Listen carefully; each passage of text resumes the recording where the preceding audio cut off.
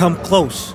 No, come close to my world, where the birds chirp at night, where the tourists are frightened yet amazed, stealing pictures of the homeless as they glaze before the moment's out of sight. This is not the life of an ordinary homeless man, but the life of a junkie with a monkey on his back, carrying 2 boulders as his knapsack. What I lacked in your world, I gained in my world. As far back as I can remember, I've been in and out of dope houses, to foster home couches. Now 27, sleeping on mattresses where the bed bugs pick on who bit me first. My genitals is itching and the ringworms are getting worse.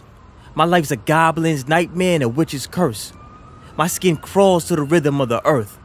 Church members find it necessary or their godly duty to hand out sandwiches filled with turkey and cheese. But what about the months outside of long sleeves? The summertime, where the church members are at its least. I've gone weeks without. Learned how to feed myself, foot, hands, and mouth.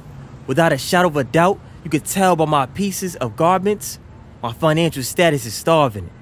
So I'm stashing my pennies and guarding my nickels to get me out of this fickle position.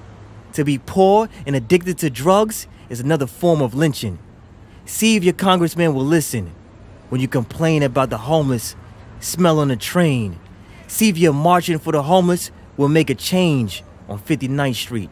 I've dragged my feet through Port Authority, fell asleep to wake up to listen to stories of 18-year-old women and men way into their 40s. Normally, you can find me in my moment of despair on 42nd and Times Square, staring at the lights while lurking in the unwanted shadows. So come close, no, come close to my world. And before you leave, spare me $1.